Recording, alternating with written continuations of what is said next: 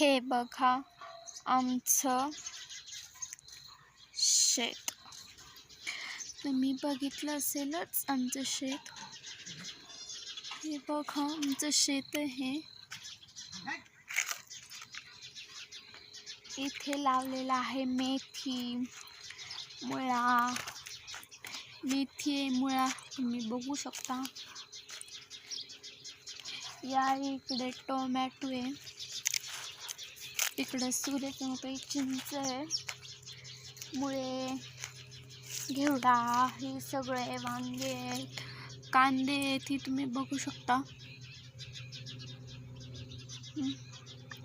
आज बघा मस्त सूर्य चमकलेला दिसतोय आपल्या सगळ्यांना. इकडं आमचं शेत आहे मस्तपैकी.